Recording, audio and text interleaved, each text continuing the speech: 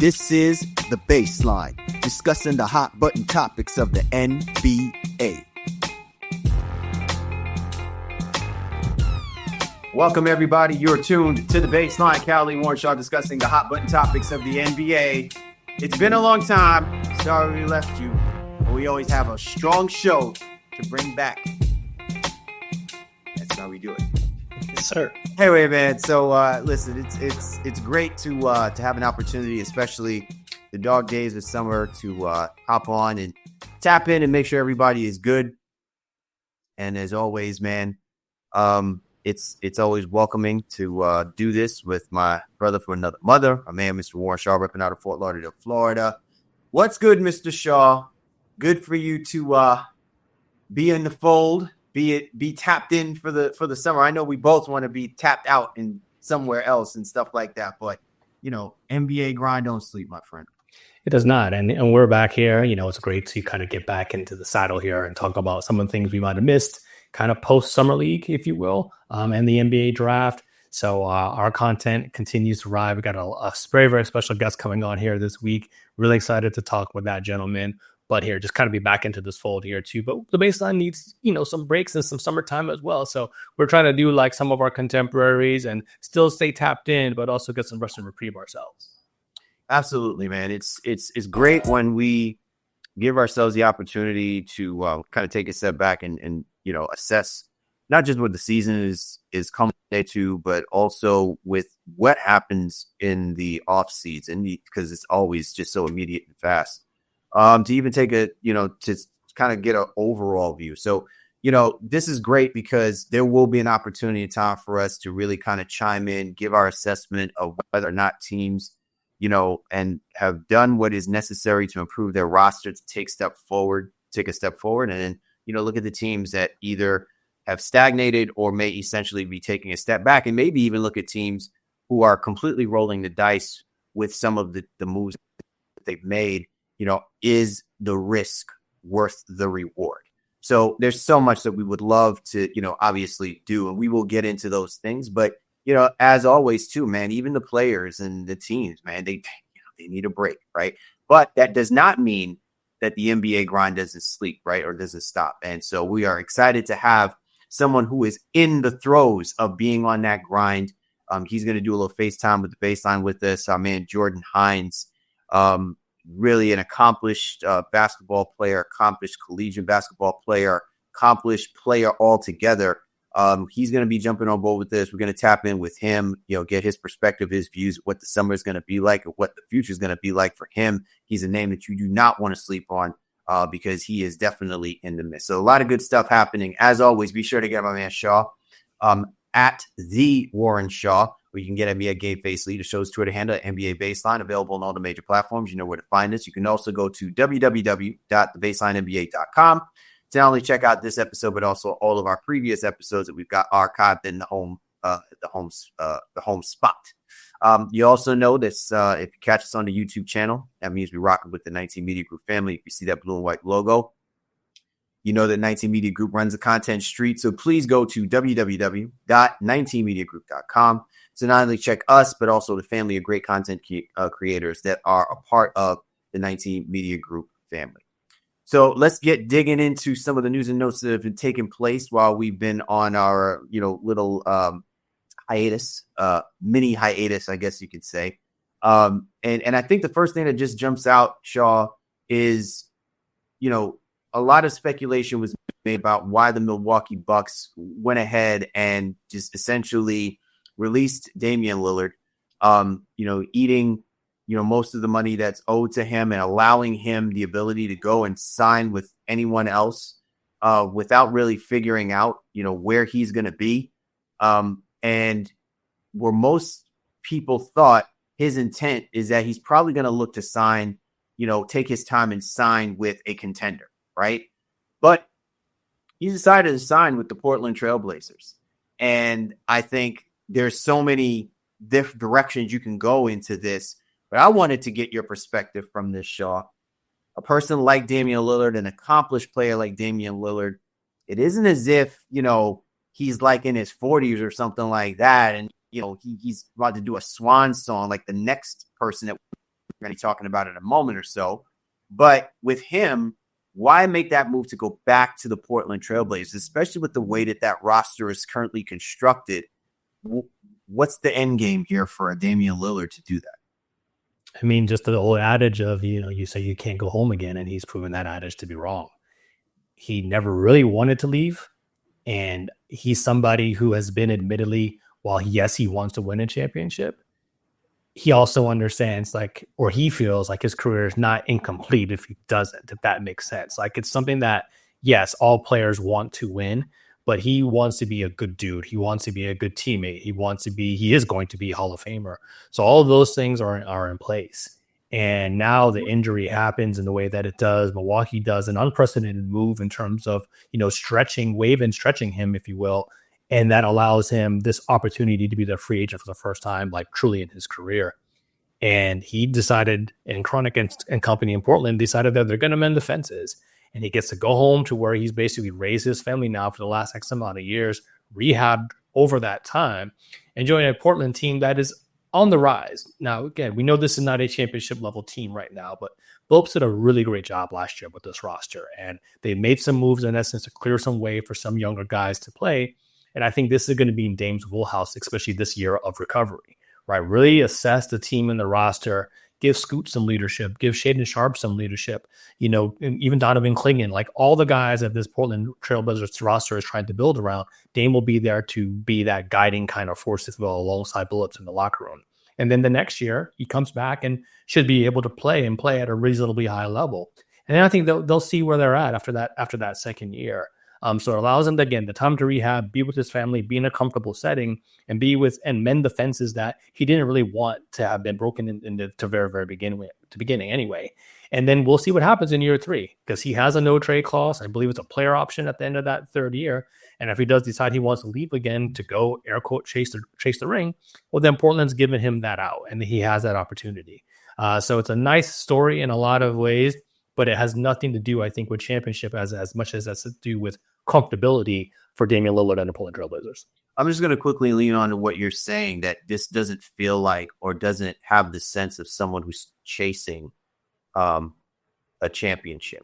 Yeah. And I will also say this as well, too. We are in a different climate now when it comes to athletes and what they're prioritizing for what they want to, I guess, etch out as their legacy.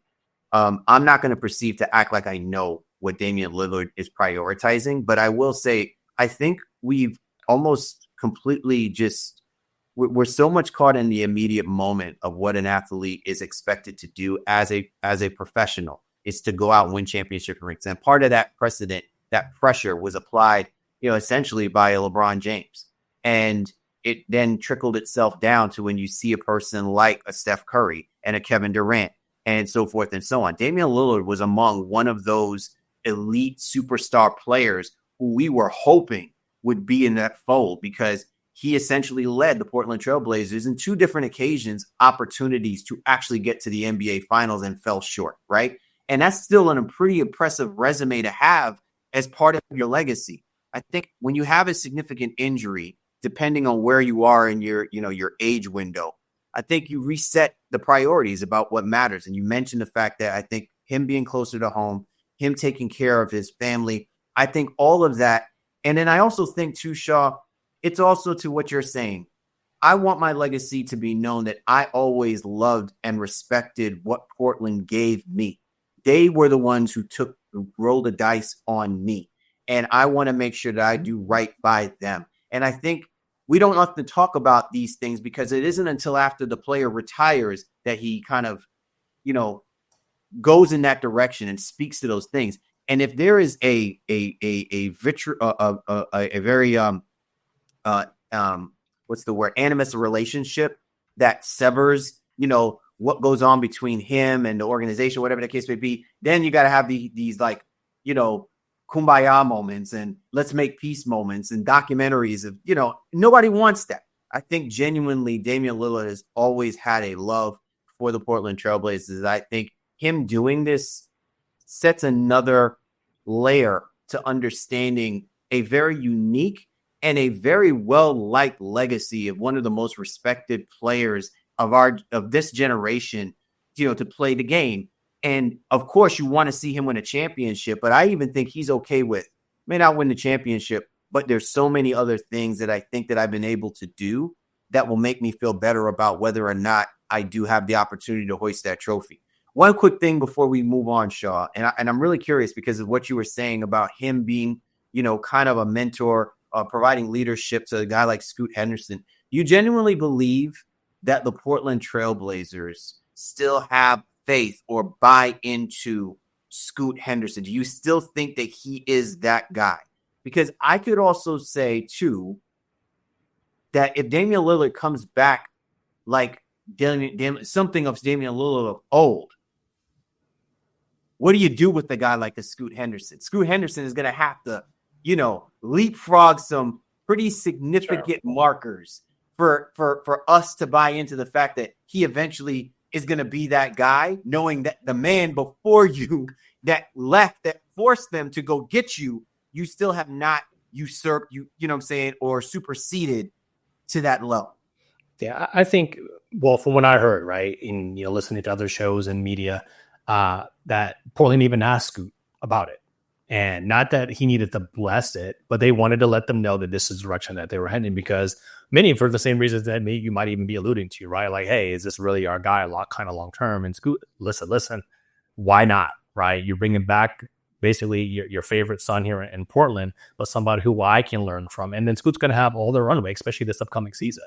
Like, Dame is not a threat to him, this year at all. And then you reassess what that ends up being after the next year. And then they play together and see what you really have. And then I think Scoot's rookie contract will be up. And then they really have an opportunity to kind of figure things out. I think the timeline works out perfectly for all parties in this. Scoot gives an opportunity to play, prove himself. And then Dame has an opportunity to kind of come back, mentor him in the short term. And then they can figure out if they can play together. And then they get a year to really assess what that is for all parties. I think it's a win-win for all parties involved. And I'm excited for what Scoot Henderson still has the ability to kind of prove. He played really well towards the latter part of last year, battled some injuries, et cetera. And the Portland lineup was a little wonky, and Billups did a great job even managing that. They were competitive for that one of those last play-in spots. So I think this is going to be something that we don't necessarily need to worry about in terms of personality clashes and or talent clashing in the long term for the Blazers. I will say this one thing, though, all right? And we don't often talk about it because it's the Portland Trailblazers, and it just happens off and on. We'll see whether or not the organization is going to be on top of this. I will say this, Shaw. While it's awesome, the Portland Trailblazers are getting back something that he essentially lost, right? The fear can be if Scoot Henderson does not exude the maturity of handling that situation the way it needs to be handled, Portland Trailblazer fans and those among in that circle are going to be feeling like that, oh, I can't wait for Damian to come back. You know what I'm saying? And then that's going to be putting additional pressure on a guy like Scoot Henderson, who, again, he's been given this long leash, this runway of opportunity. I'm hoping that part of his maturation is recognizing that even as a player, you still can separate yourself, but don't undermine yourself, knowing that part of that narrative, you can't avoid it. That part of that narrative that's there is that fans are happy that Damian is back in the fold. And at times fans can take it to another level when they see you struggling because they can't separate the greatness of what they had from one player, knowing that he can eventually come back, and not looking at the level of greatness that you have for yourself and what you're expecting to give for the Portland Trailblazers. I'm just saying that at times the organization and even the head coach, I'm not trying to blame people or go on any kind of conspiracy theory, but it is there that at times players don't know how to handle that type of pressure when it is applied, when you go through those struggles. So it'll be interesting to see how the Portland Trailblazers support that so that narrative doesn't get leaked out or get perceived because of the legacy of that is of a Damian Lillard. All right, Shell, let's switch our focus to the LA Clippers, who I don't know if I'm necessarily surprised by this move by the Clippers.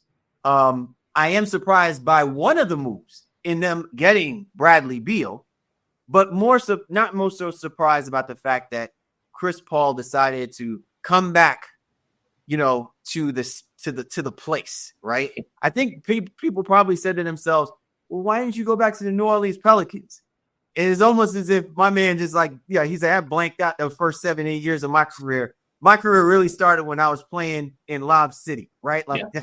You know what I mean? And so I think it's great. Obviously, there is also that opportunity because the Clippers are among the early season teams to keep a watch for that could upset the apple cart as far as making a run in the Western Conference. But what do we make about Chris Paul, Bradley Beal now being Los Angeles Clippers for this upcoming season? Yeah, because the Norman Powell trade was curious. And then some people are like, oh, we just don't want to pay him. But then you can get Bradley Beal, yes, even at this advanced age, so to speak, but what is basically a minimum deal. It's just so interesting, the return on investment that people see, right? Bradley Beal at the number that he was in Phoenix, not a value. Bradley Beal at that number for the Clippers, $5.5 million, absolute value, because his percentages were still pretty good last year, when he was able to stay on the court, which is obviously the key statement. And that's the whole thing, I think, for this Clippers team, and as it is every year. Can they all stay on the court? So Chris Paul coming back, gives them another ball handler, somebody who doesn't necessarily need to log 35, 40 minutes a night with James Harden kind of in tow there. But then that allows Harden to get some rest. Now they don't lose play creation if Paul's on the floor. And Paul played all 82 games for the Spurs last year, especially even at his age. That's an amazing situation. So the Clippers are one of the more differently and air quote improved teams in the offseason. They added Brook Lopez, they added John Collins. Now you bring in Bradley Beal and Chris Paul, a lot of veteran presence on this roster, a lot of old guys on this roster. So they really are going to have to do their best in essence to try to stay healthy throughout the course of the regular season and get a decent seed where they can hopefully have home court. But I think the additions of Chris Paul and Bradley Beal specifically make sense for where they are. Yes, it's a lot of star power. It's a lot of name power. It's a lot of potential Hall of Famers here, in LA land. But I understand where they're trying to go with it. And now we got to see if Lawrence Frank and Ty Lue have what it takes in essence to really build a championship contender in the LA Clippers.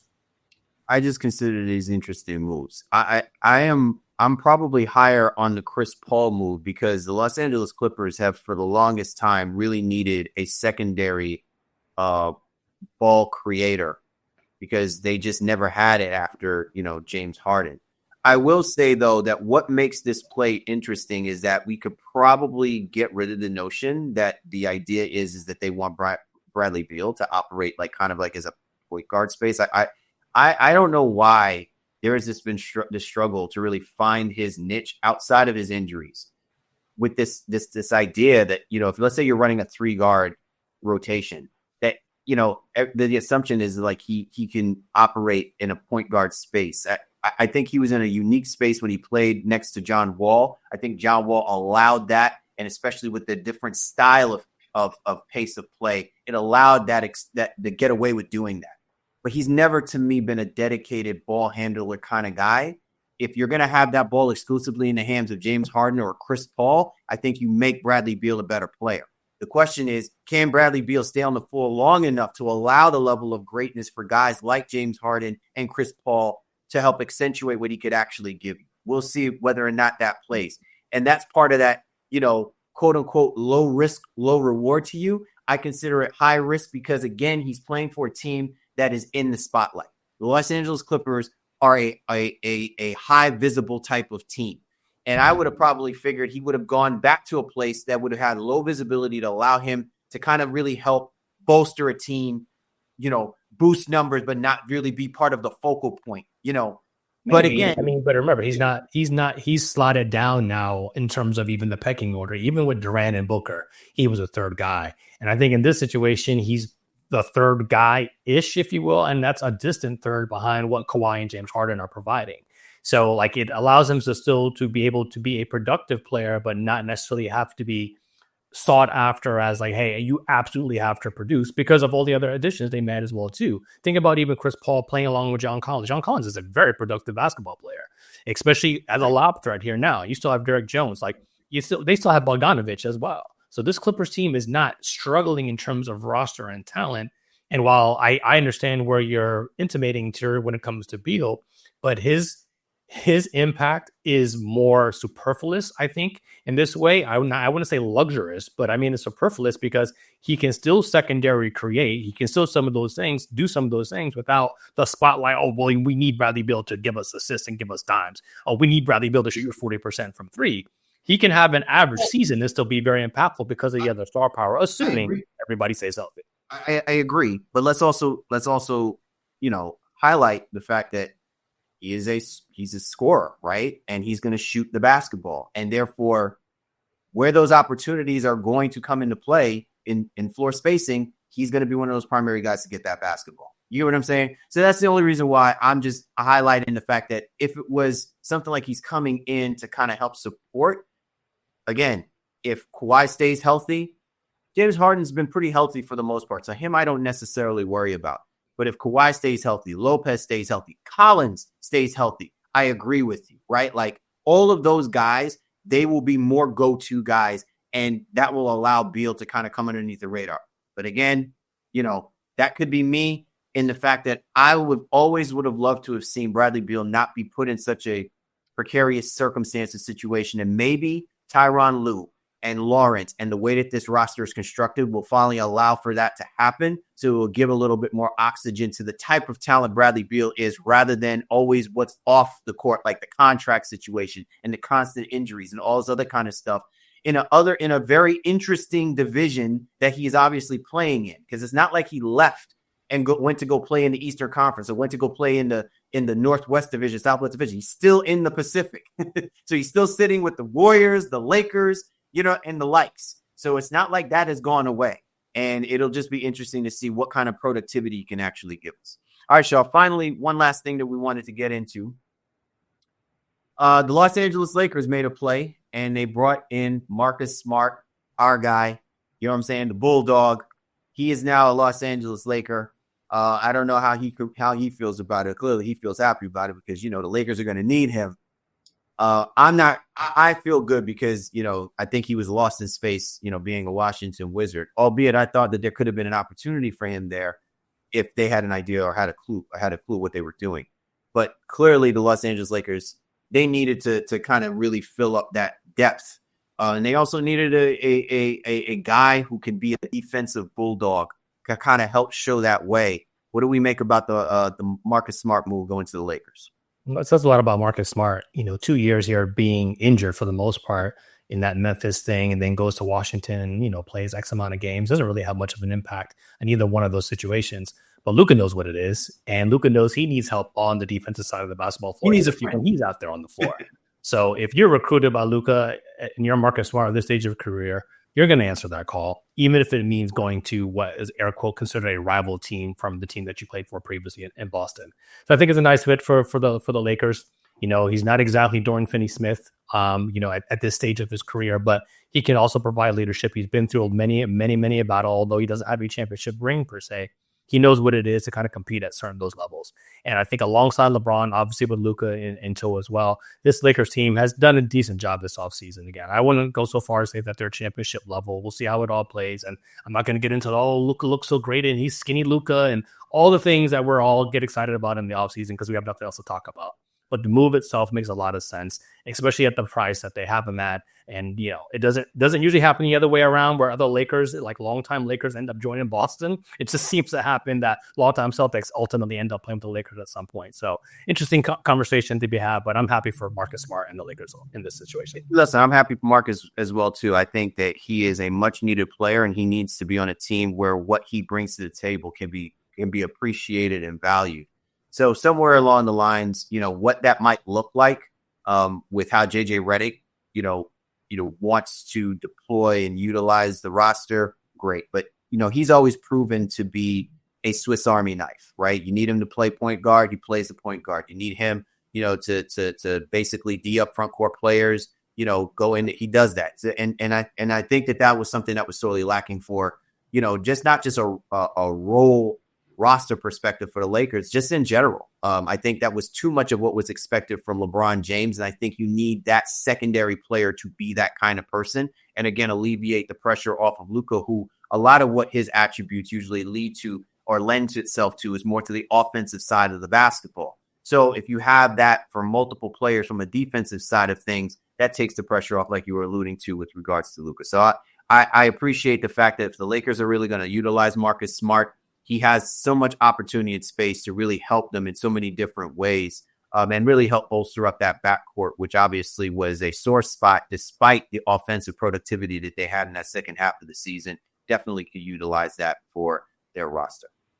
You're tuned to The Baseline. Cal Warren Shaw discussing the hot button topics of the NBA. Coming up, we're going to do a little FaceTime with The Baseline with our special guest, Jordan Hinds. He's going to be on board with us. We're going to wrap with him for a few minutes, so don't go anywhere. You're tuned to The Baseline. Cal Warren Shaw.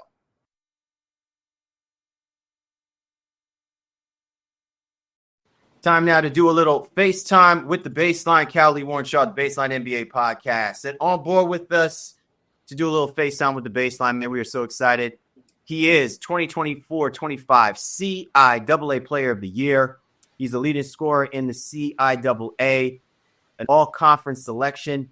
His accolades is just, impressive to say the least. Atlantic Region Player of the Year, HBCU Division II Player of the Year, an HBCU All-Star, also responsible for hitting the game-winning layup. If you caught him this year, he's been on the grind in the Miami Pro League, and he also just recently played in the TBT tournament, part of the Du Bois Dream. Our man, Jordan Hinds, joining us here on The Baseline. Jordan, thanks for hopping on board with us this week, brother. Thank y'all for having me. Jordan, man, listen, I'm listing off all of these accolades and stuff, which clearly means that you've been putting in this work for 2024-25. So talk about what this year has been like for you. Is basically it for a lot of people, man. This is an impressive list, an impressive list of saying to ourselves like, yo, man, I cannot wait to see him competing, playing basketball in any way, shape, or level. Just because that tells us that this is for real for you. So talk about what this year has been like for you, everything that you've accomplished. This year was really a crazy year.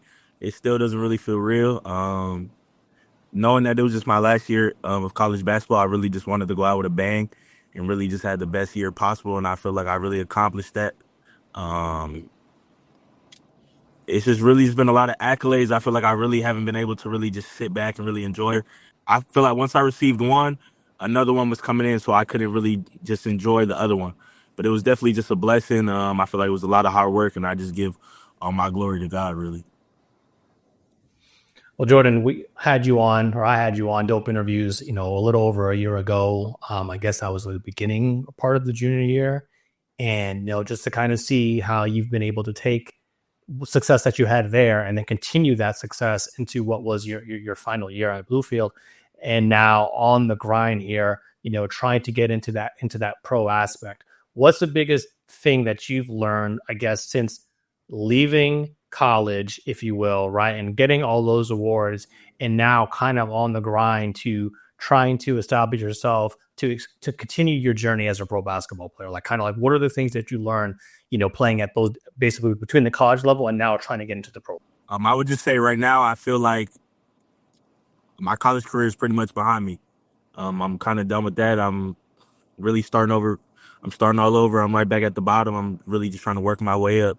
So all my accolades in college, those are all cool. I got all the trophies. I got all the memories, but that's behind me. I'm really just looking to just start a new journey and really just starting up from the bottom and really just grinding on my way to the top and trying to get those accolades just on the professional level. So speaking of that, Jordan, this summer, right, you had an opportunity, you participated in Miami Pro League. You had an opportunity to work out and play with the Memphis Grizzlies. And then also you competed in the TBT, which, listen, by all accounts, that is a great opportunity to be spotlighted, to be on national TV, because that was facilitated by Fox Sports. They were covering the TBT tournament and things of that nature. When you say, all of my college accolades are behind me, it's, now it's like I'm starting from the bottom. What is it that you initially have seen already as far as competing? Now that you're playing next to professional athletes, all centered in whatever that realm is, whether it's the TBT, the Pro League, or the Memphis Grizzlies, what is the one thing that has already stood out to you being in that circle with those guys that are grinding just like you to actually get an opportunity to play professional basketball? It's really just been a great experience. I feel like I'm kind of just getting a kickstart before my rookie season. I've been around just a bunch of great people. Just been able to just be a sponge, just kind of just soak up a lot of game, just learn a bunch of things. Just taking care of your body. It's a lot of long seasons. In college, you play around like 30 to 35 games. Professionally, you could be playing anywhere from 50 to 80 to sometimes 100 games a season. So really just taking care of your body, just always just being a professional on the court, off the court. So just learning just different things. I feel like it's just been a great opportunity. So Jordan, I'm going to tap in because, as we spoke about on Dope Vintage last time, I know you from WAP, right? I basically known you your whole life. And even so, your dad was texting me when you were at Miami Pro. He's texting me this great picture. I think it's like Michael Beasley trying to D you up, right? I know you played really well that night or whatever the case may be, but what's it like going against some people that you saw, literally like somebody like that, like when you were a kid, and now you're sharing the same court with some of those guys? And, I kind of have a follow-up to that too, but I kind of want to stop there. You're not in a space where you can truly be awestruck, but appreciating the moment, I think, is something that, all players, they kind of have that come to Jesus moment, so to speak. What's it was like for you to kind of see guys like Beasley and some other professionals that you might have seen growing up, now you're sharing the same court with them? I mean, definitely just sharing the same court with just some of the people that you've just watched, your whole life. I feel like it's crazy. But, at the end of the day, I feel like now this is my job, and so I can really just be too starstruck out there. I feel like, we're just going against each other. We're really competing. At the end of the day, I feel like we're both doing the same thing. So, but it's definitely a blessing just to be able to share the court with just some people that I always just looked up to and always watched. Yeah, and let me follow up real quick, CL. Sorry, because in that same vein, I know what you've been through, right? And even I think when you're talking about in high school, some people would talk stuff to you. So you come in now with all these accolades after this, this great senior year. Have you had to deal with some of those same pressures and some of that same kind of like, junk talking at you?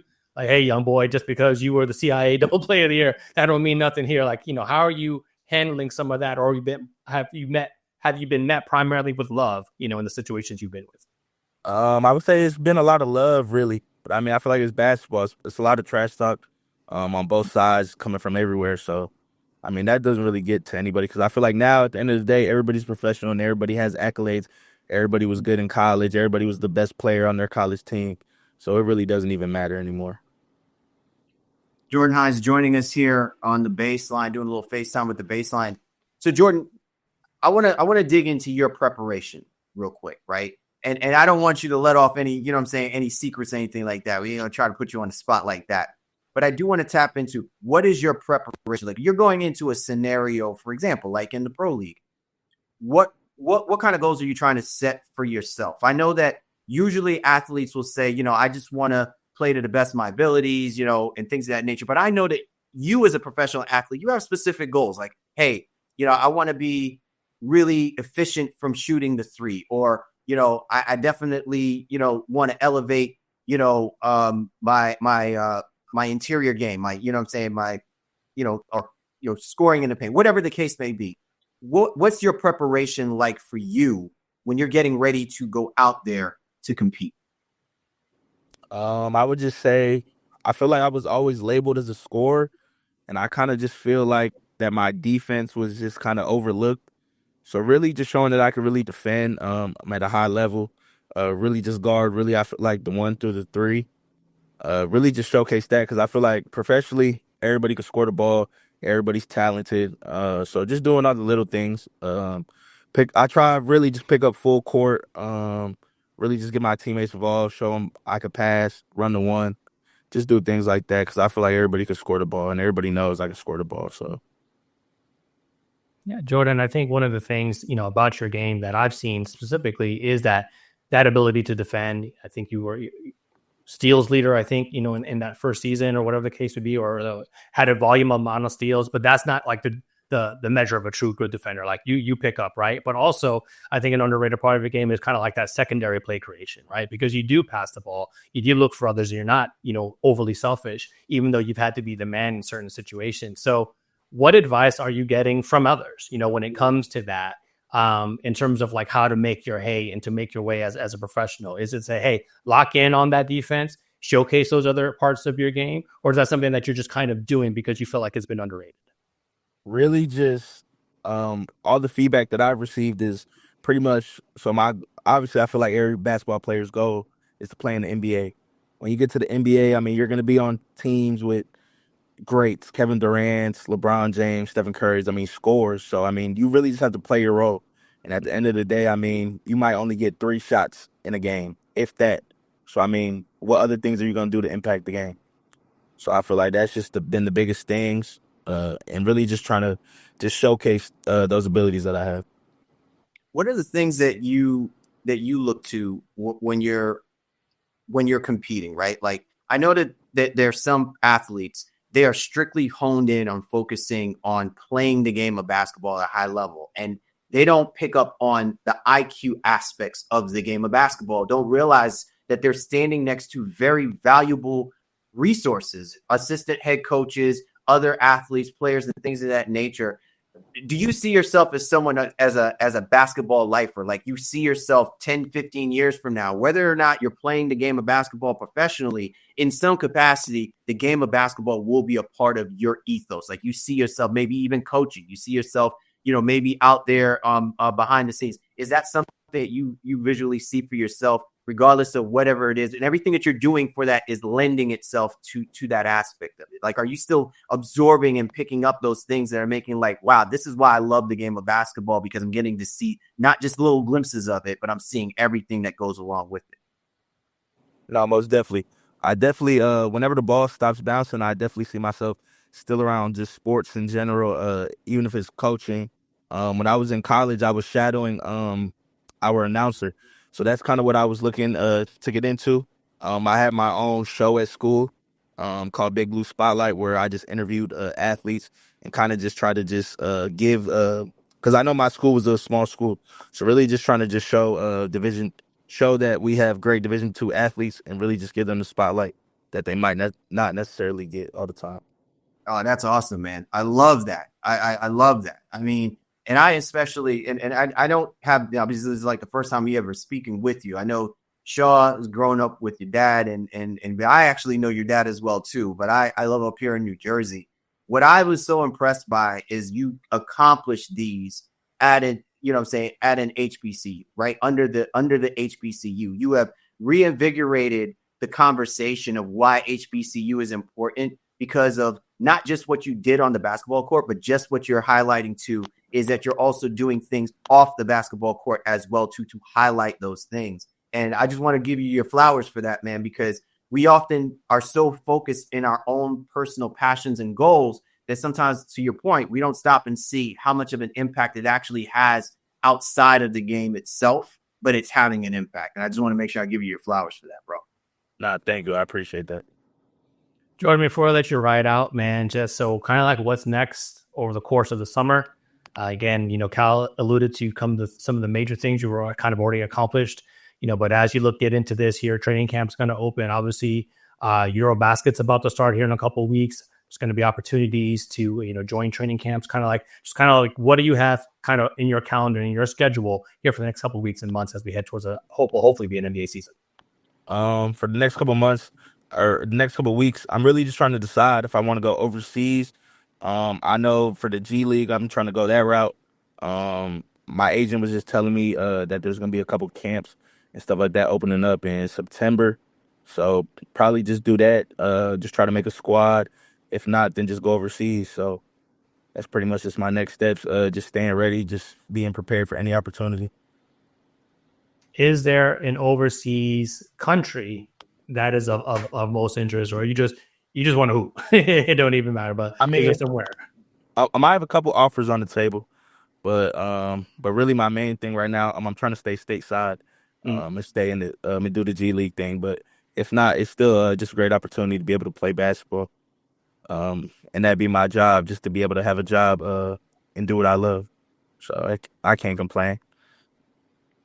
Well, Jordan, if there's one thing we definitely want to see, is we want to definitely see you hooping it up on the G League, if at all possible. But if not, we'll be streaming you whichever country which is definitely gonna have you out there on the basketball court, will definitely increase their odds to hopefully hoisting up any kind of title whatsoever. Jordan Hinds, man, you are one of one. And we certainly appreciate you hopping on board with this week, man. For all of our listeners, man, if you want to catch up with him, he is on the Insta. So you can catch him at @jhines_. And, Jordan, man, chime in with us. Let us know what the deal is, man, and stuff like that. Let us know where you at. We're going to be following you, and our listeners are going to be doing the same as well, too, brother. Nah, definitely. We're going to be in touch. I appreciate y'all for having me. Absolutely. You're tuned to The Baseline. Callie Warren Shaw and our special guest, Jordan Hinds, doing a little FaceTime with The Baseline. Don't go anywhere.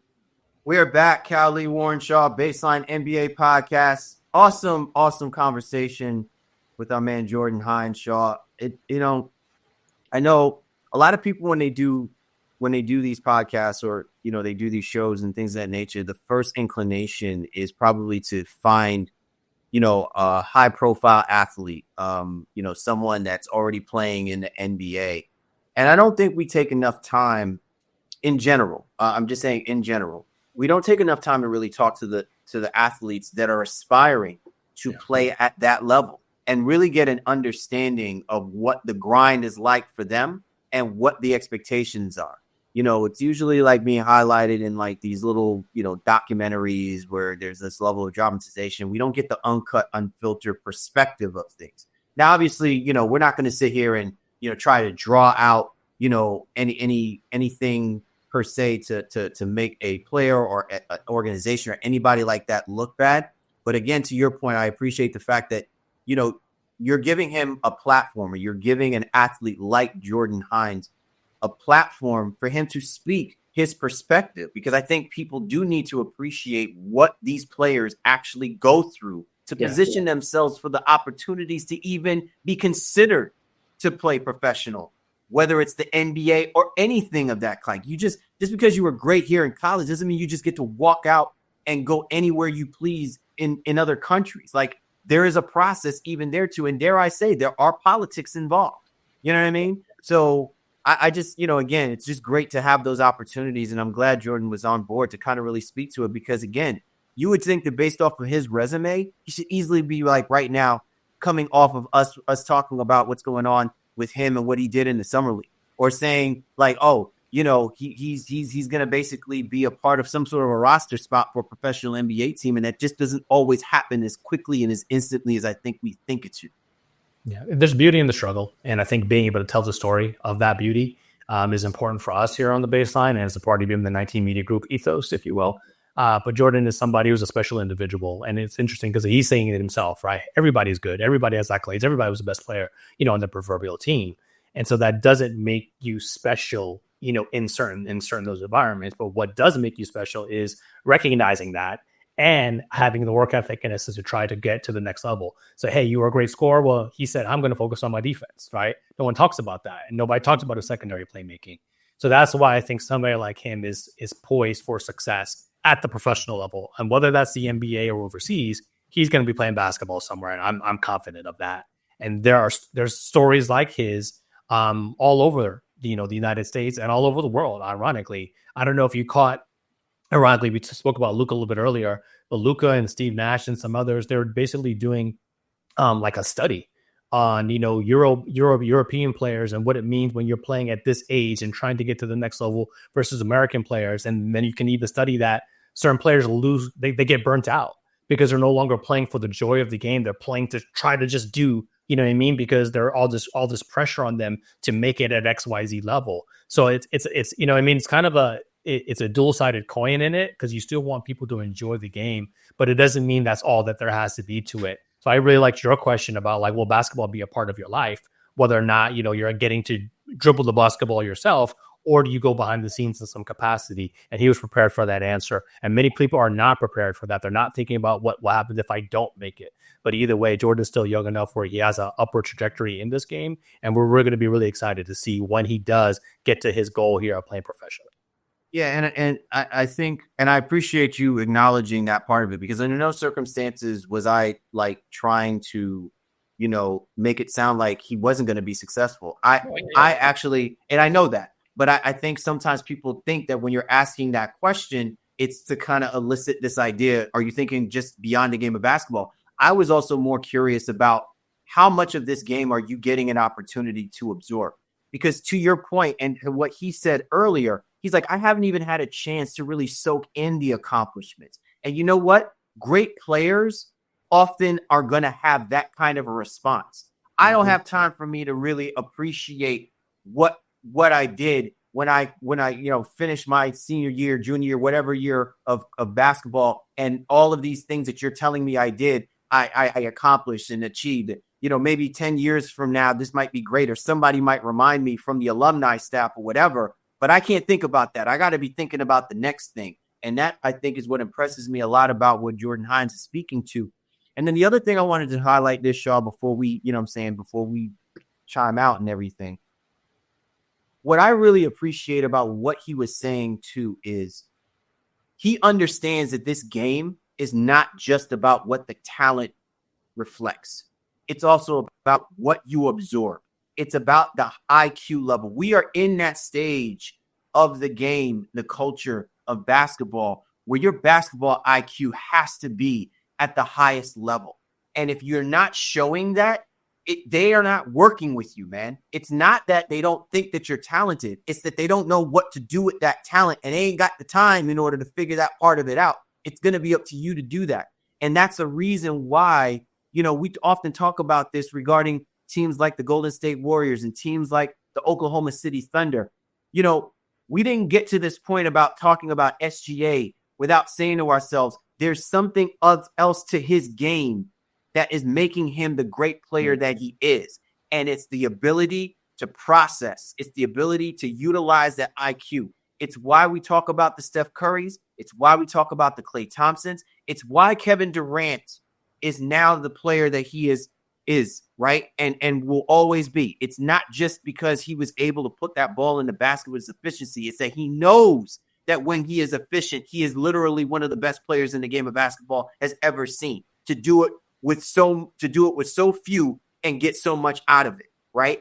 There are just so many aspects of how you can have an impact to the game of basketball. And while numbers and analytics are great, we throw them out there, we use it to accentuate and build up the dollar bills for some of these players. We also understand and recognize as well, too, that they are advancing the way that we think about the game, the way that we see the game, the way that technology is influencing how the game is. And I can see that in a guy like Jordan Hinds. He's understanding that part of the process. So even if he is not going to be a professional basketball player, so to speak, he will professionally have an influence on how the game of basketball is going to be looked at and viewed. And I think that can be applauded as well, too. Yeah, I mean, everybody has a story and everybody is going to contribute to this game. I'll even, from my lens, I played high school. I wasn't good enough to play college, right? So, but I love basketball. So I went from high school. I was like, all right, well, maybe I want to work in basketball. Maybe I'll be an agent. Oh, I don't really like being an agent. I want to kiss people's ass all the time. All right, cool. Maybe I'll work for a team. Got to do an internship for a professional franchise. Awesome. Realized this is really kind of hard work, right? So maybe do I want to write? Well, no, I'm not writing. Now I'm podcasting. And you see the steps, right? But all along, I'm still connected to the game. And I think that can definitely be the case for anybody who wants to be connected to the game in whatever capacity that is. Whether you want to be a player, whether you want to be a coach, whether you want to work behind the scenes and scout or whatever, or announce or podcast. Like there's ways to be connected to basketball and have a contributing impact in that influence as well too. So one way or another, Jordan Hinds is going to be successful, as will so many others that'll come after him that just love the game. If you love the game, you'll find a way to contribute to it one way or the other. Absolutely, man. This has been a great show, Shaw. Nice little kind of, pick me up, little wake me up before we start kind of ramping up a little bit later on. I thought you were going to do the win, wake me up before we go. I thought it was exactly. This was coming. Yeah, man, you're doing a little something. Before we send off, I know we didn't kind of talk about this, Shaw, but I just want to highlight a couple of significant people that we've lost, recently that I feel like have had some kind of influence on, our generation and, where we are, and probably even has an influence on why we even do what we do. So if people obviously been paying attention, recent passing of Malcolm Jamal Warner. We also lost Ozzy Osbourne, lead singer of Black Sabbath. And we also lost Terry Bollea, a.k.a. Hulk Hogan. And I want to say this because I don't want to spend a whole lot of time on, acknowledging just levels of greatness. The reason why I brought this up, Shaw, is because they were a part of our generation. And I think for us, we want to make sure that, we give that respective shout outs because they were connected to the things that we often were fascinated by growing up as a kid, pro wrestling. And obviously that influence has allowed the ability for 19 Media Group to have Gimmick Infringement, who I'm sure they had their opportunities to speak about that as well, too. But it's connected, right? A guy like Malcolm Jamal Warner brought an iconic character, an individual who we ourselves as Black men were able to identify what we saw from what he brought onto the camera, right? He's probably only a few years older than us, so we grew up with him. And to see him expand his horizons, to be the creative person that he is in so many different facets and still be relevant to this day, gives us confidence that we can continue to keep doing what we've been doing and want to do it because we love doing it. And a guy like Ozzy Osbourne, hey, man, even though I grew up in hip hop, I also grew up listening to other kinds of music as well, too. Black Sabbath was part of that fabric as well. I was rocking out to Poison and Led Zeppelin, Clearwater Creedence. I rock because I love music and I will always love music. So his influence as far as what he gave us for our generation is just unmatched. All of them, all of them in some way, shape, or form. And as complicated as in the perceptions of what we are, of what we feel about some of these people off what they did off the camera or off the air, whatever the case may be. You can have those debates. We can have those debates. But what cannot be debated is what they meant for our generation and what they brought to us, because they gave us the ability to dream, to see that there are certain things that were tangible, that can be real for us. And it's allowed us to continue to keep doing those things, even in this day and age. And I just want to give my flowers to the families for those that have passed away recently. And especially for within our own family as well, too. I just want to say thank you for allowing them to be the people they are, because they allow us to be the people that we are. Yeah, I'd be remiss if I tried to. I can't top that, right? I don't want to trample over anything you just indicated because I think it's all expertly said. I'll just close with, as you talk about, internal loss. I lost my uncle recently and, been kind of quiet as a result. And my uncle Patrick was somebody who was definitely an influence on me personally, right? While he wasn't a superhero and celebrity, that everyone is going to know, he impacted me, my family, a lot of my friends in a really, really positive way when things were kind of right.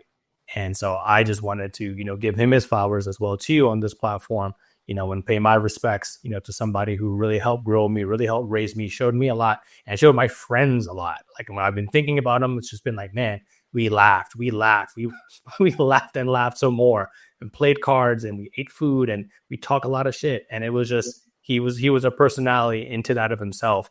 And so, and while again, not on the level of, some of those who you mentioned, that's not really what this is about.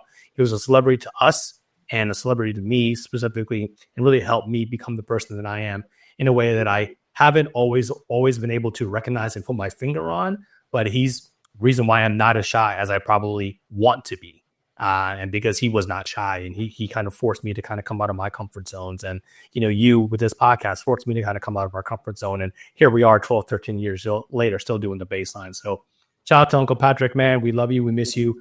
We know you're in a better place. And again, shout out to Malcolm Jamal, Hulk Hogan, and Ozzy Osbourne as well too. And for anybody who's lost somebody, recently or even in the past, we understand and we sympathize, and we wish you all the best. Absolutely. Well said. Listen, I'm glad you spoke to that, Shaw, because that's exactly how it should be topped off. So, yeah, man. Listen, for everybody here tuning in, again, we appreciate you every day. If we don't say that enough, we're going to keep saying it until we think that you know. But we appreciate everybody who's been following us, who's been following what we've been doing. For the Baseline, Cali, Warren Shaw, we appreciate you guys again. I said it, was it 10 times now already in the last 2 minutes? We appreciate you guys. We do. And we will catch up with you next time.